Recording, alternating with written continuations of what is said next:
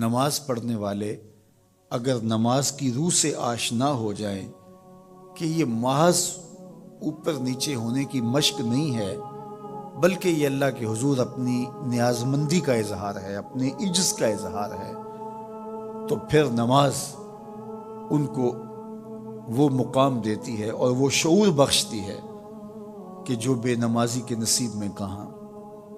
انسان کے اشرف اعضاء اس کے سر میں ہیں، بولنے کی قوت زبان سر میں، دیکھنے کی قوت آنکھیں سر میں، سننے کی قوت کان سر میں، سوچنے کی قوت دماغ سر میں، سونگھنے کی قوت ناک سر میں، اور یہ سر مالک کے در پہ ہے۔ اور زبان سے بندہ کیا کہہ رہا ہے؟ سبحان ربی الاعلی، مالک تو سب سے اعلیٰ ہے۔ اور اپنا رویہ اور عمل کیا ہے کہ اپنی ناک بھی خاک پہ رکھی ہے، پیشانی بھی خاک پہ رکھی ہے، اور باقی اعضاء بھی خاک پہ ہیں۔ تو گویا عملاً یہ بتا رہا ہے مالک مجھ سے نیچا کوئی نہیں اور تجھ سے اونچا کوئی نہیں۔ اور اگر وہ نماز کی روح سے آشنا ہو جائے تو سجدے سے سر اٹھانے سے قبل اللہ سارے اس کے بوجھ اتار دے، اس کے من میں روشنیاں کر دے۔ تو نماز بندگی کا شعور دیتی ہے، من میں چراغاں کرتی ہے۔ اللہ کے حضور جھکنے سے بندہ ایسا بندہ کامل بن جاتا ہے کہ پھر وہ کسی اور کے آگے نہیں جھکتا۔ تو اپنی اولاد کو نماز کی محبت دو، نماز کی ترغیب دو، نماز کی عادت دو اور نماز کا حکم دو، اور ان کی عادت راسخ ہو جائے، طبیعت میں پختگی کے ساتھ نماز کو اختیار کرنا ان کی طبع میں جم جائے۔ نماز ان کی طبیعت میں نظم پیدا کرے گی، ان کو نظم و ضبط کا پابند بنائے گی، اور ان کی صحت کی ضامن ہوگی، اور ان کے باطن کی طہارت کا سبب اور ذریعہ ہوگی۔ اس لیے کہا کہ اللہ کے حضور جھکنا نہ بھولنا اور نماز قائم کرنا۔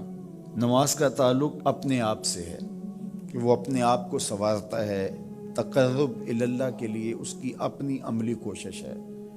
بندے اور خدا کا ایک ربط ہے نماز۔ اسی طرح یہ خیال کہ میرا مالک مجھے دیکھ رہا ہے، اس سے بھی تہذیب نفس ہوتی ہے، باطن کی تربیت ہوتی ہے۔ انسان ایک حصار میں آ جاتا ہے، ایک پہرے میں آ جاتا ہے کہ میرا اللہ مجھے دیکھ رہا ہے، اور پھر وہ قدم پھونک پھونک کے رکھتا ہے۔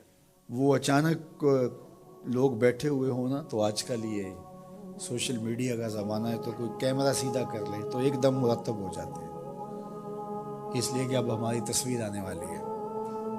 یا کوئی کسی کو کہے کہ جناب آپ لائیو جا رہے ہیں، تو وہ بالکل اپنی حرکات سکنات منظم کر لیتے ہیں، کپڑے سیدھے کرنے لگ جاتے ہیں، اس لیے کہ ہم لائیو جا رہے ہیں۔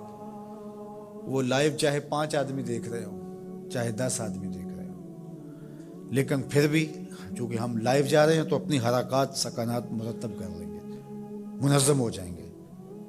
اور جب یہ یقین ہو کہ میرا اللہ مجھے دیکھ رہا ہے، یہ ساری حرکتیں وہاں لائیو جا رہی ہیں، تو پھر دل میں برا خیال بھی آنے لگے گا تو اس کو روکیں گے کہ میرا اللہ تو دیکھ رہا ہے۔ پھر بولی بھی مرتب ہو جائے گی، پھر رویے بھی مرتب ہو جائیں گے، طرز معاشرت بھی منظم ہو جائے گا، آنکھیں بھی نہیں بھٹکیں گی، خیال بھی نہیں بہکیں گے، سوچیں بھی آوارہ نہیں ہوں گی، چاہے آپ بند کمرے میں کیوں نہ ہوں، پھر بھی منظم رہیں گے، اس لیے کہ میرا اللہ مجھے دیکھ رہا ہے۔ تو یہ یقین زندگی کو منظم کرتا ہے۔